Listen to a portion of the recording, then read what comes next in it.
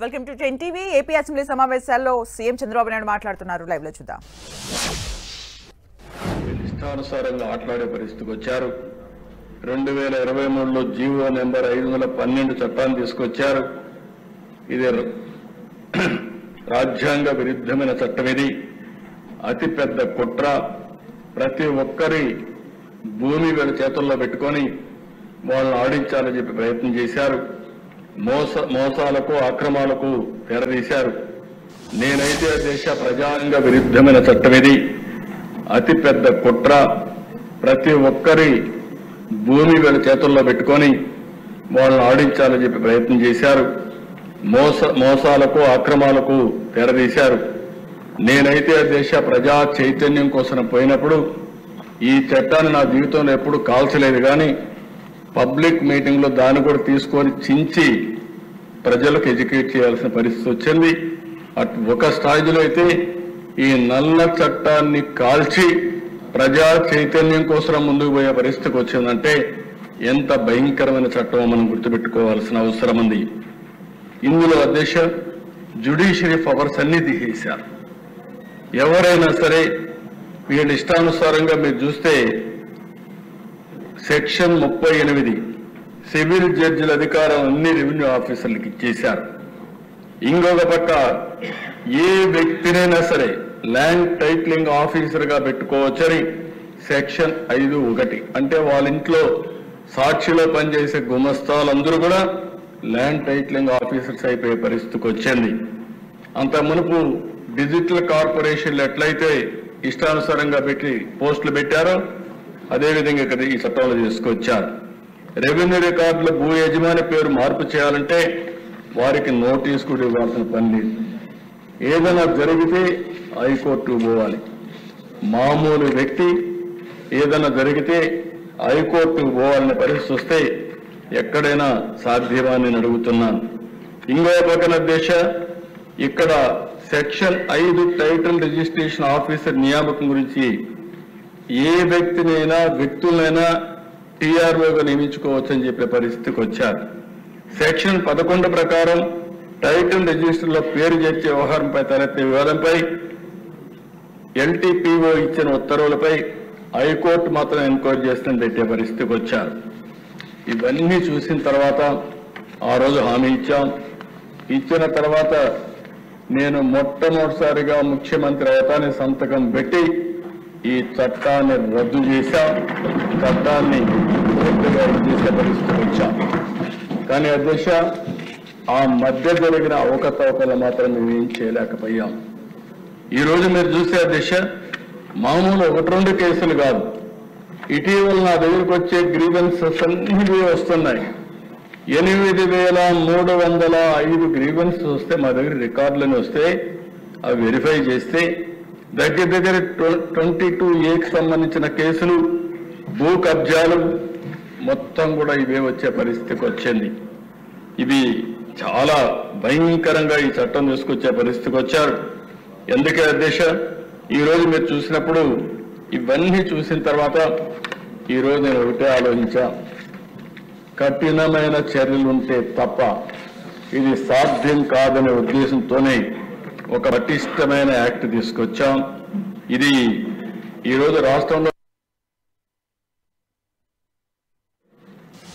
గ్రామీణ ప్రాంతాల్లో, పట్టణ ప్రాంతాల్లో ఎక్కడ భూమి కబ్జా చేసినా ఈ చట్టం అమలవుతుంది. ఈ చట్టం దానికి అప్లికేషన్ అవుతుందని చెప్పి కూడా నేను మీకు తెలియజేస్తున్నా. ఇంకో పక్క ఓల్డ్ యాక్ట్ 82, ఇది న్యూ యాక్ట్ 2024. ఇందులో చూస్తే ఓల్డ్ యాక్ట్ లో land grabbing and land grabber limited to unauthorised occupancy వరకే ఉంది. ఈ చట్టంలో మీరు చూస్తే expanded definitions include illegal tenancies, unauthorized structures, financial abettors and intimidation tactics ఇవన్నీ కూడా తీసుకొచ్చాం. Land grabbing means every activity of land grabber to occupy or attempt to occupy with or without the use of force, threat, intimidation, and deceit, or any land shall be construed accordingly. The words attempt to occupy are added to the definition of land grabbing. Attempt చేసిన ప్రయత్నాలు చేసిన బెదిరించిన వాళ్ళు కూడా ఈ act కింద వస్తారు. అది ప్రూవ్ అయితే ఈ యాక్ట్ అప్లికబుల్ అవుతుందని చెప్పి కూడా నేను మీకు తెలియజేస్తున్నా. ప్రీవియస్ గా దిశ burden of proof, burden initially on the prosecution to prove land ownership, then an accused for lawful possession. Ippudu desha the burden of proving that the land has not been grabbed lies with the alleged land grabber. ఎవరైతే land grabber పైన case పెడితే ఆయన prove చేసుకోవాలి, నేను ఈ land కబ్జా చేయలేదని అతను ప్రూవ్ చేసుకోవాలి తప్ప గవర్నమెంట్ ప్రూవ్ చేయడం కాదు. అది కూడా తీసుకొచ్చాం. ఇంకో పక్కన దేశ పెనాల్టీ ఆ రోజు 6 సంవత్సరాల లోపల అంటే బెయిల్ తీసుకోవచ్చు. అదే మరిగా 5,000 రూపాయల ఫైన్. ఈరోజు దిశ 10-14 సంవత్సరాలు. ఒక్కసారి ల్యాండ్ గ్రాబింగ్ చేస్తే మాత్రం ఇంకా బయటకు వచ్చే పరిస్థితి ఉండదు. కబద్దార్ జాగ్రత్తగా ఉండమని హెచ్చరిస్తున్నాం. అదే మరిగా దిశ ఇంకొక పక్కన ఫైన్ అయితే equivalent to the market value of grabbed land. Land పోతుంది, చట్ట ప్రకారం జైలు పోయే పరిస్థితి వస్తుంది. ఇంకో పక్కన దిశ పబ్లిక్ ప్రాసిక్యూటర్స్. అప్పుడైతే నో డెడికేటెడ్ పబ్లిక్ ప్రాసిక్యూటర్స్ పెట్టలేదు. ఇప్పుడు డెడికేటెడ్ పబ్లిక్ ప్రాసిక్యూటర్స్ ని పెడుతున్నాం. అప్పుడు స్పెషల్ కోర్ట్స్ కూడా చూస్తే ట్రిబ్యునల్స్ పెట్టాం, అవి కాలయాపన జరిగింది. ఇప్పుడు అట్లా కాకుండా ఎక్కడికక్కడ ప్రత్యేకమైన కోర్టులు పెడతాం. కోర్టులు పెట్టి ఇంకో పక్కన దిశ అప్పుడు టైం కూడా పైకి కిందికి తిప్పేవాళ్ళు. ఇప్పుడు నిర్దిష్టమైన టైం 6 నెలలు పెట్టి ఆ కేసుని ట్రయల్స్ రెగ్యులర్ గా చేసి ఎవరైతే ల్యాండ్ గ్రాబింగ్ చేశారో వాళ్ళని పనిష్ చేయడమే కాకుండా పరిష్కారం చేసే మార్గం కూడా తీసుకొస్తున్నామని చెప్పి కూడా నేను మీకు తెలియజేస్తున్నా. అదే సమయంలో ఇంకో పక్క కాంపన్సేషన్ రెస్ట్రిక్షన్ మునిపే చెప్పాను. అలో బట్ లిమిటెడ్ ఎన్ఫోర్స్మెంట్ ఉండేది. అప్పుడు compensation for wrongful position was less strict అన్నమాట. చాలా స్ట్రిక్ట్ గా కూడా లేకుండా లిబరల్ గా ఉండేవాళ్ళు. ఈసారి చట్టంలో పెట్టాం ensures market value compensation and property restoration. Property తీసుకుంటాం, మార్కెట్ వాల్యూ ప్రకారం కాంపన్సేషన్ ఫైన్ కట్టాల్సి వస్తుంది. అదే మరి ప్రొసీజర్ ఫ్లెక్సిబిలిటీ. ముందుసారి మీరు చూస్తే existing civil and criminal codes limiting procedure adaptability ఉండేటివి. ఈసారి అది కాకుండా ఓన్ ప్రొసీజర్స్ కూడా స్పెషల్ కోర్ట్స్ అడాప్ట్ చేస్తారు. న్యాయం చేయడం కోసం అన్ని విధాల ముందుకు పోతారని చెప్పి నేను మీకు తెలియజేస్తున్నా. Police authority basic authorization for public investigations without specific oversight ఉండేటివి.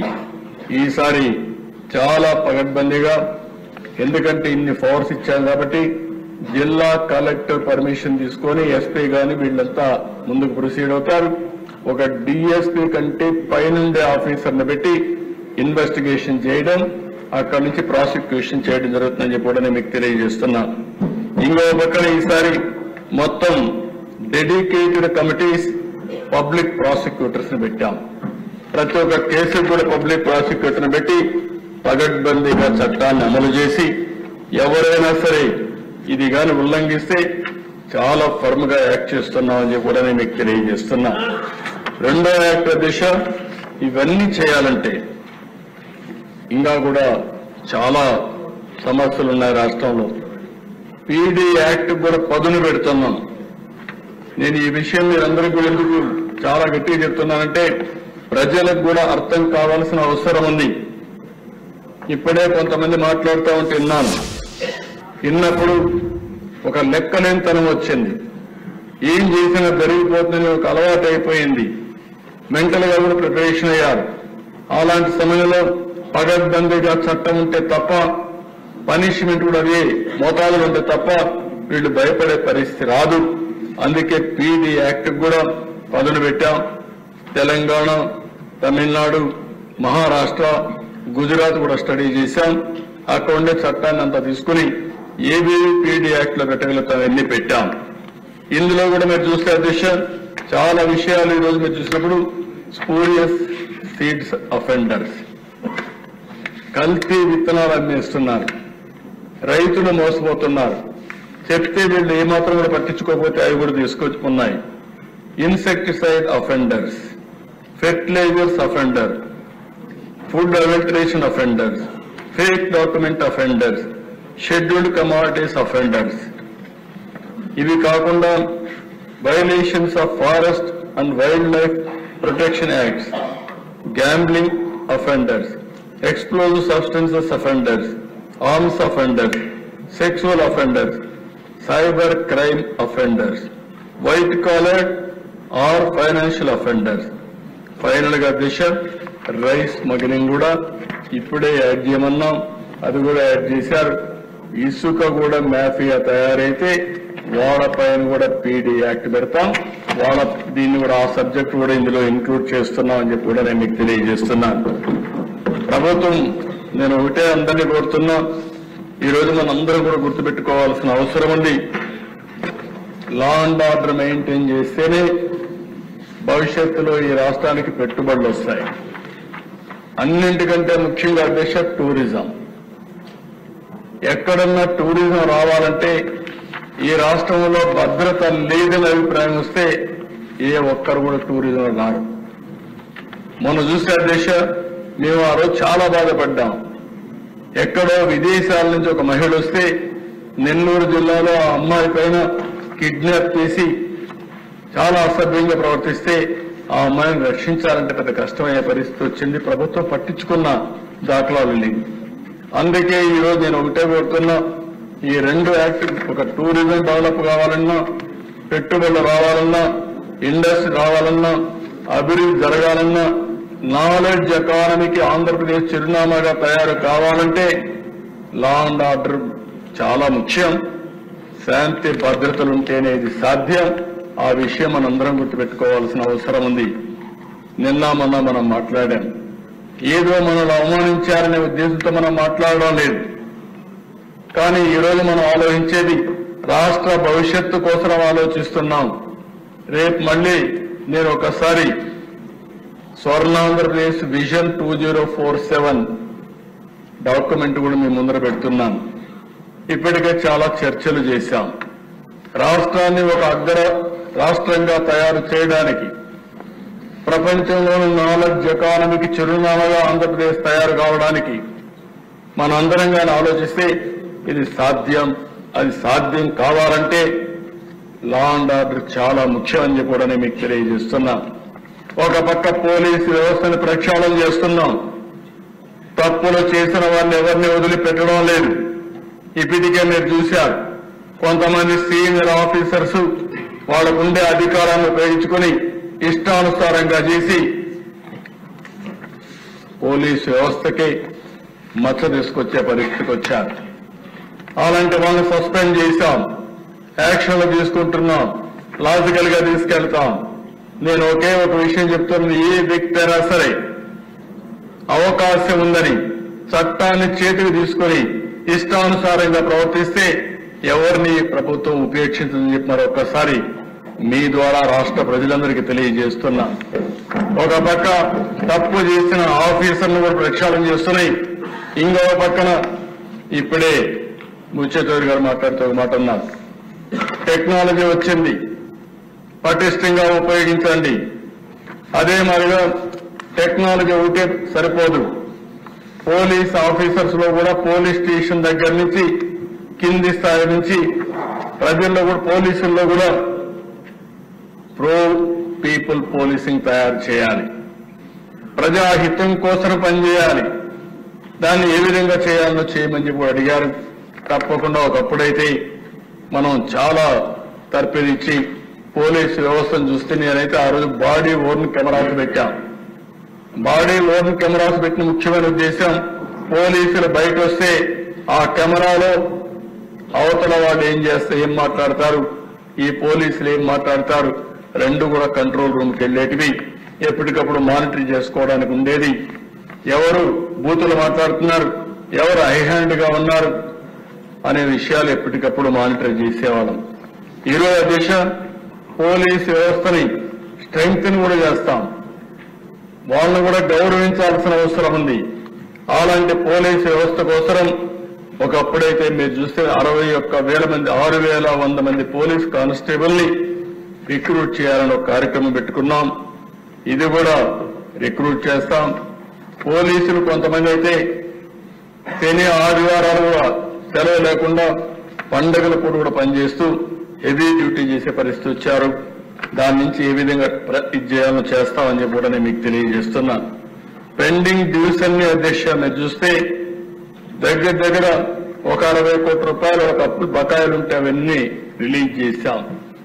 సీసీటీవీ కెమెరాలకి కనీసం ఉపయోగించుకోలేని పరిస్థితి, కరెంటు ఛార్జీలు కట్టలేని పరిస్థితి, సర్వేలెన్స్ కెమెరాస్ అన్ని మూలపడేసే పరిస్థితి వచ్చారు. అవన్నీ కూడా ఈరోజు మళ్లీ ఏ విధంగా వాడడం కోసం ముందుకు పోతున్నాం. ఇంకో పక్కన మోడర్నైజేషన్ ఆఫ్ పోలీస్ ఫోర్స్ 61 కోట్ల రూపాయలు అక్టోబర్లో రిలీజ్ చేశాం. ఇంకో పక్కన గవర్నమెంట్ ఆఫ్ ఇండియాకి పంపించాం. 99 కోట్ల రూపాయలు వాళ్ళు ఇవ్వడానికి సిద్ధంగా ఉన్నారు. అది కూడా తీసుకొచ్చి పోలీస్ ఫోర్స్ ని మోడర్నైజ్ చేస్తామని చెప్పి కూడా నేను మీకు తెలియజేస్తున్నాను. కడాన దిశ పోలీసు వెహికల్స్ కూడా నడిచే పరిస్థితి లేకుండా చేశారు. వేరే వాళ్ళు పోలీసు వాహనాలు తీసుకోవాల్సిన పరిస్థితి వచ్చింది. ముఖ్యమంత్రి టూరు పోతే వెహికల్స్ లేకుండా ప్రైవేట్ వెహికల్స్ పెట్టుకొని బలవంతంగా లాక్కునే పరిస్థితికి వచ్చారు. వాళ్ళు కూడా ఫోర్స్ ఎక్కడ దొరికితే అక్కడ కారు కబ్జాలు చేయడం, ఇలాంటివన్నీ చేసి ప్రతిష్ట పూర్తిగా దెబ్బతీశారు. అందుకే ఆలోచించాం 2,812 కొత్త వాహనాలకు 280 కోట్ల రూపాయల డబ్బులు శాంక్షన్ చేశాం. ఎక్కడా రాజీ పడడం లేదు. ఇంకో పక్కన దిశ పోలీసు వాహనాలకి 4-వీలర్కి వీళ్ళు ఇచ్చే పెట్రోల్ చాలకపోతే వీళ్ళు వేరే వాళ్ళపైన ఆధారపడే పరిస్థితి వచ్చారు. అందుకే 150 లీటర్లుంటే దాన్ని 300 లీటర్లు చేశాం. 2-వీలర్కి 25 లీటర్లుంటే 50 లీటర్లు చేశాం. ఏ పోలీస్ ఆఫీసర్ కూడా వేరే వాళ్ళపైన ఆధారపడకుండా ఒక నీతిగా నిజాయితీగా ఉండే విధంగా డ్యూటీ చేసే విధంగా ముందుకు పోతామని చెప్పి కూడా నేను మీకు తెలియజేస్తున్నా.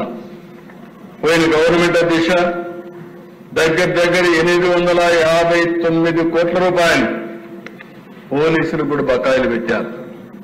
ఎస్ఎల్ఎస్ గాని, ఏఎస్ఎల్ఎస్ గాని, జీపీఎఫ్ గాని, ఏపీజీఎల్ఐ గాని ఇవన్నీ పెండింగ్ పెట్టే పరిస్థితికి వచ్చారు. ఎందుకంటే వీళ్ళ కష్టాలు నాకు తెలుసు. ఫేజ్డ్ మేనర్ వీలైనంత తొందరలో ఆ డబ్బులు రిలీజ్ చేస్తామని ఈ సభాముఖంగా వారికి హామీ ఇస్తున్నాను అధ్యక్ష. మొన్నే అధ్యక్ష వెల్ఫేర్ ఫండ్ కింద మొన్నే 20 కోట్ల రూపాయలు పోలీసులకు రిలీజ్ చేశామని చెప్పి కూడా నేను మీకు తెలియజేస్తున్నా. ఇంకో పక్కన నేను హైదరాబాద్ ఉన్నప్పుడు ఆ రోజు సమైక్య ఆంధ్రప్రదేశ్ లో ఒక పోలీస్ మెమోరియల్ మనం చేయాలంటే అక్కడ ఒక మార్టియర్స్ డే జరుపుకోవాలంటే గోషామహల్ పోయేవాళ్ళం. ఇలాంటి ప్లేస్ కూడా లేకుండా పోయే పరిస్థితి వచ్చింది. మొన్నే అనౌన్స్ చేశా ఒక 5 ఎకరాల భూమి రాజధానిలో ఇస్తాం, నెక్స్ట్ ఇయర్ నుంచి ఇక్కడనే మనం జరుపుకుంటామని చెప్పి కూడా చెప్పాను. అందుకని పోలీసు మార్టియర్స్ మెమోరియల్ డే కూడా ఒక గ్రౌండ్ ఇస్తామని చెప్పి కూడా నేను మీకు తెలియజేస్తున్నా. ఇది కాకుండా దేశ ప్రతి ఒక్క జిల్లాకి ఒక సైబర్ పోలీస్ స్టేషన్ పెడుతున్నాం. నేను ఒకటే చెప్తున్నాను, ఎవరైనా సరే మీరు సైబర్ లాలో తెలివైన వాళ్ళని ఏమైనా చేస్తామని ప్రపంచంలో ఎక్కడైనా సరే మీరు పెట్టగలుగుతాం. పెట్టిన తర్వాత మీరు వెరిఫై చేసుకోలేరు, మేము డ్యామేజ్ చేస్తాం అని సవాలు విసిరితే చెప్తున్నా. మీకంటే తెలివైన వ్యవస్థగా పోలీసు వ్యవస్థను తయారు చేస్తాం. ప్రపంచంలో ఉండే బెస్ట్ సైబర్ ఎక్స్పర్ట్స్ పెట్టుకుంటాం. ఎక్కడ నువ్వు పెట్టినా, ప్రపంచంలో ఎక్కడి నుంచి పెట్టినా నిన్ను తీసుకొచ్చి ఇక్కడ జైల్లో పెట్టే బాధ్యత ఈ ప్రభుత్వం తీసుకుంటుంది, గుర్తుపెట్టుకోమని హెచ్చరిస్తున్నాను. ఇంకో పక్కన దేశ ఎఫ్ఎస్ఎల్ కనీసం దేశ ఏపీ ఫారెన్సిక్ సైన్స్ ల్యాబొరేటరీ తుళ్లూరులో పెట్టాం. 152 కోట్ల రూపాయల గ్రాంట్ కూడా ఇచ్చారు. అది కూడా చేయలేకుండా అడ్డం పెట్టే పరిస్థితి వచ్చారు. దాన్ని పూర్తి చేస్తాం. రీజనల్ ఫారెన్సిక్ ల్యాబ్స్ కూడా తిరుపతి, రాజమండ్రి, అనంతపురంలో పెట్టి అవి కూడా స్ట్రెంగ్థెన్ చేస్తాం. ఇంకో పక్క దిశ NFSU national forensic science university campus కూడా ఇక్కడ ఎస్టాబ్లిష్ చేస్తాం. కడాన పోలీస్ డాగ్స్ ని రెవెన్యూ డివిజన్ వారికి ఇస్తే అవి కూడా ఇప్పుడు సమర్థవంతంగా లేవు అధ్యక్ష. ఫారెన్సిక్ ఎవిడెన్సెస్ కూడా కలెక్ట్ చేసే పరిస్థితులు లేవు. అందుకే ఇవన్నీ కూడా పటిష్టమైన వ్యవస్థను తీసుకొస్తాం. ఎవరైనా తప్పు చేయాలనుకుంటే చేయక మునిపే పట్టుకుంటాం. అందుకే ఎన్నోసార్లు చెప్పాను, ఇన్విజిబుల్ పోలీస్, విజిబుల్ పోలీసింగ్. ఇది తెలుగుదేశం NDA ప్రభుత్వం యొక్క నినాదం. ఇది చేస్తాం. ఎవరు ఎక్కడ తప్పు చేయాలన్నా చేయక మునిపే నివారించే బాధ్యత. అవసరమైతే ఎక్కడికక్కడ టెక్నాలజీ మొత్తం పెనిట్రేట్ చేస్తాం. ఒకటి ఎక్కడని కాదు. ఇప్పుడే మీరు చూస్తే యాంటీ డ్రగ్స్ క్యాంపెయిన్ కోసం ఒక పేరు కూడా పెట్టాం. ఈగల్ అనే పేరు పెట్టాం. Elite anti narcotics group for law enforcement అనే పేరు పెట్టి, అంటే ఎక్కడైతే డేగ కన్ను రాష్ట్రం మొత్తం ఉంటుంది. ఎవడు ఎక్కడ తప్పు చేయాలన్నా ఖబర్దార్ జాగ్రత్తగా ఉండండి. లా అండ్ ఆర్డర్లో మాత్రం యూ కెనాట్ ఎస్కేప్. ఏదైనా చేయాలంటే మీరు నేరస్తులైతే మీ తెలివితేటలో 10 రెట్లు ఎక్కువగా ఉండి పోలీసింగ్ చేసే వ్యవస్థ ఏర్పాటు చేసే బాధ్యత ఈ ప్రభుత్వాన్ని చెప్పి నేను మీకు తెలియజేస్తున్నా. ఓసారి బాధ దిశ చెప్పకపోతే ప్రజలకు అర్థం కాదు. ఓసారి మనం ఒకసారి చూస్తే ఎంత బాధేస్తుందంటే దిశ ఎన్ని డ్రామాలు వేస్తారంటే, లాస్ట్ టైం మీరు ఒకసారి చూశారు దిశ. ఆ డ్రామాల్లో భాగంగా మనమందరం ఏ విధంగా మోసపోతామో ఒక ఇది చూసినప్పుడు అధ్యక్ష,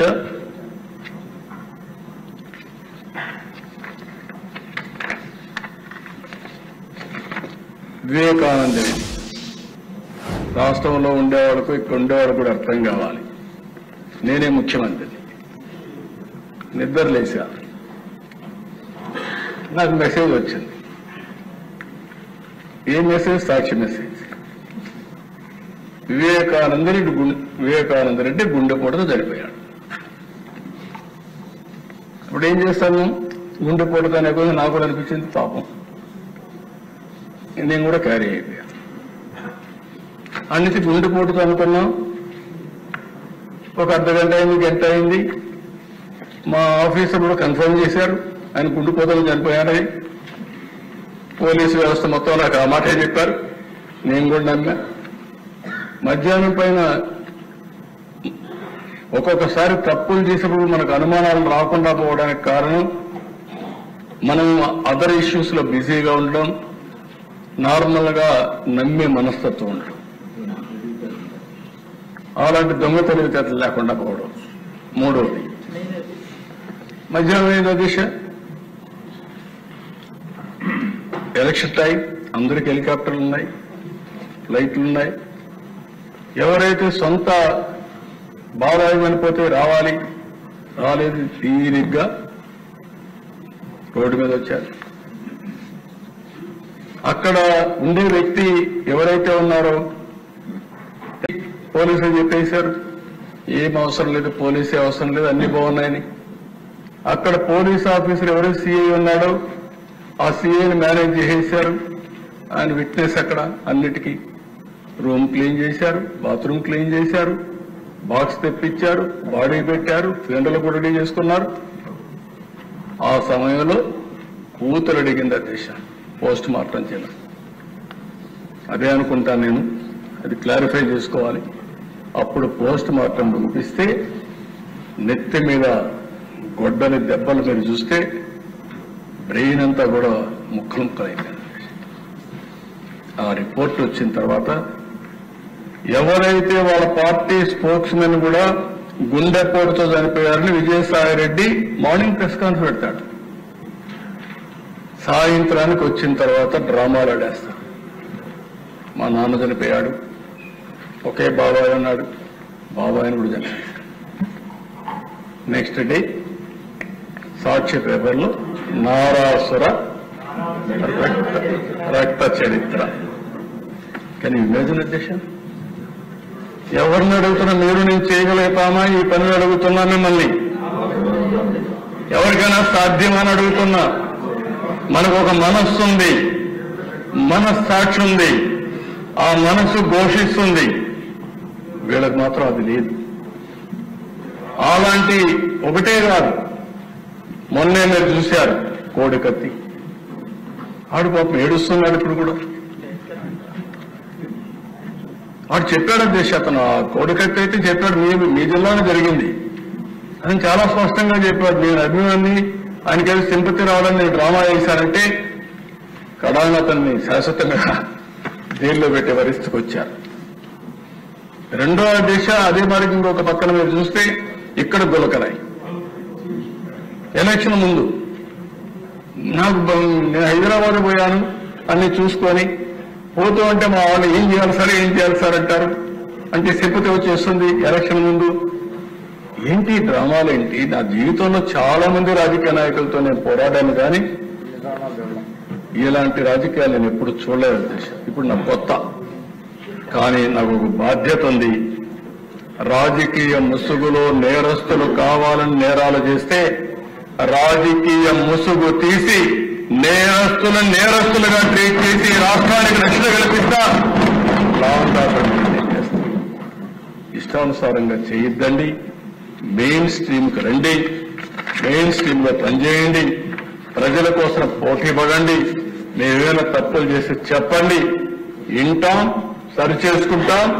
కానీ ఇష్టానుసారంగా మీ ఇష్టంగా చేయాలంటే మాత్రం మీ ఆటలు సాగలేమని ఈ అసెంబ్లీ సాక్షిగా మరొకసారి చెప్తున్నాను అధ్యక్ష.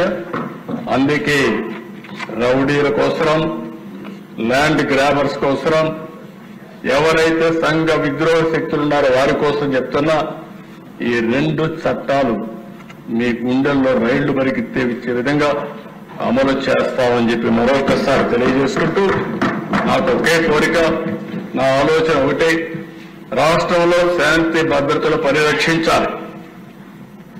ఏ మారుమూల ప్రాంతంలోనైనా సరే ఎవరైనా తప్పు చేయాలంటే భయపడే పరిస్థితి ఉండాలి. ఎవరైనా గంజాయి తీసుకున్న తర్వాత కూడా ఏదైనా ఒక అమ్మాయి పైన అఘాయిత్యం చేయాలంటే అదే చివరి రోజునే భయమతరకు ఉండాల్సిన అవసరం ఉంది. అదే మరి సోషల్ మీడియాలో పెట్టి రెచ్చగొట్టి ఆడబిడ్డల అశ్లీలమైన ఫోటోలు కూడా దేశం ఇటీవల మీరు చూశారు. ఓసారి బాధ వేస్తుంది, ఆవేదన వేస్తుంది. ఈ చట్టం మనల్ని కట్టేస్తుంది ఓసారి. మొన్న విశాఖపట్నంలో ఏం జరిగింది దేశ, ఒక అమ్మాయి పైన ఎంత నీచంగా, ఎంత ఘోరంగా ఆ అమ్మాయి ఫోటోలను తీసి, నగ్న ఫోటోలు తీసి బ్లాక్మెయిల్ చేసి ఆ అమ్మాయిని జీవితాన్ని నాశనం చేస్తారా? మీరు మనుషుల, మృగాలు మీకంటే బెటర్. ఆ విషయం మీరు గుర్తుపెట్టుకోవాలి. అందుకే చెప్తున్నాను అధ్యక్ష, నాకు కూడా అర్థం కావడం లేదు. ఇంకా వీళ్ళు చేసే పనులు చూస్తా ఉంటే చాలా బాధ వేస్తుంది, ఆవేదన వస్తుంది, ఆవేశం వస్తుంది. కానీ మళ్ళీ బాధ్యత ఒకటి వస్తా ఉంది అధ్యక్ష. అందుకే నేను చెప్తున్నా, తల్లిదండ్రులు కూడా విజ్ఞప్తి చేస్తున్నా, మన పిల్లల్ని ఇప్పుడే మాధవరెడ్డి గారు చెప్పినట్టు ఒక మాట చెప్పారు, చిన్నప్పుడే మత్తు ఇంజెక్షన్ ఇచ్చాడు. చిన్న పిల్లల్ని 2 ఏళ్ళు, 3 ఏళ్ళు, 5 ఏళ్ళు, ఏంటివన్నీ ఈ అఘాయిత్యాలు? ఎక్కడికి పోతున్నాం? ఎప్పుడన్నా విన్నామా ఇవి? ఎంత దారుణం అంటే అలాంటి దారుణానికి వచ్చాం. అంటే ఒక విధంగా చెప్పాలంటే ఒక నీచమైన ఆలోచనలు కూడా వచ్చే పరిస్థితి వచ్చింది. ఇది పోవాలంటే నేను ఒక మాట చెప్పాను ఒకప్పుడు, break silence, talk about AIDS అని చెప్పాను. అప్పుడు ఆ ఎయిడ్స్ అనేది పెద్ద స్టిగ్మా, ఎవరు మాట్లాడరు. ఎయిడ్స్ మాట్లాడితే మనం అనుమానిస్తాను. అలాంటి సందర్భంలో నేను బ్రేక్ చేసిన తర్వాత పెద్ద ఎత్తున చర్చనీయాంశం చేస్తే ఎయిడ్స్ ని నివారించగలిగాం, ప్రజల్లో అవేర్నెస్ తేగలిగాం. దానివల్ల చాలా వరకు ఉపయోగపడింది. ఇప్పుడు కూడా ఇలాంటి నేరాలు జరిగినప్పుడు చర్చ చేయాలి. వాళ్ళని ప్రజా జీవితంలో ప్రజల దగ్గర నుంచి దూరం చేయాలి, సమాజంలో చీకొట్టాలి. కొన్ని దిక్కలు నేను చూశాను నిన్న. ఇలాంటి వాళ్ళపైన ప్రజలు తిరుగుబాటు చేసి కొట్టే పరిస్థితికి వచ్చారు. అది జరగాలి. పోలీసులు పోయే లోపలనే మాకెందుకని బాధ్యత లేకుండా వదిలిపెట్టడం కాదు. రేపు వాళ్ళకి జరిగింది, రేపు మీ ఇంట్లో జరుగుతుంది, రేపు మీకు జరుగుతుంది. ఈ విషయం ఆలోచించుకుని సమాజంలో ఒక చైతన్యవంతంతో ప్రజలందరూ ముందుకు పోతే, మన ఇంట్లో తప్పు చేసిన తప్పని ఖండిస్తే ఎదుటివాడు తప్పులు చేయాలంటే భయపడతారు. అది రావాలని కోరుకుంటున్నా. తొందరలో పెద్ద ర్యాలీ తీద్దాం. డ్రగ్స్ పైన, గంజాయి పైన, ఈ ఆడబిడ్డల పైన అత్యాచారాల పైన ఒక ర్యాలీ తీద్దాం. ప్రజా చైతన్యం తీసుకొస్తాం. ప్రతి ఒక్క స్టూడెంట్ ఆలోచించుకోవాలి, ప్రతి ఒక్క తల్లిదండ్రులు ఆలోచించుకోవాలి. మన పిల్లల్ని మనం ఎడ్యుకేట్ చేయాలి, సమాజంలో చైతన్యం తేవాలి. అల్టిమేట్ గా ఈ రాష్ట్రంలో లా అండ్ ఆర్డర్ మెయింటైన్ చేసే బాధ్యత ఈ ప్రభుత్వం తీసుకుంటుందని చెప్పి మరొకసారి తెలియజేసుకుంటూ, ఈ రోజు మళ్ళీ హామీ ఇస్తున్నా. ఇంకా కూడా నాకు తృప్తి లేదు అధ్యక్ష. ఎందుకంటే ఇన్ని ప్రయత్నాలు చేసినా ఎవడో ఒకడు విపరీతమైన ధోరణితో ముందుకు పోయి అక్కడక్కడ ఎలాంటి సంఘటనలు జరుగుతున్నాయి. ఏది ఏమైనా ఈ ప్రభుత్వానికి ఒక దృఢ సంకల్పం ఉంది. ఎట్టి పరిస్థితుల్లో లా అండ్ ఆర్డర్ కాపాడి ఆంధ్రప్రదేశ్ లో ఉండే ప్రజలు ఎవరైనా సరే మేము సేఫ్ గా ఉంటాము అనే అభిప్రాయం కలిగించే వరకు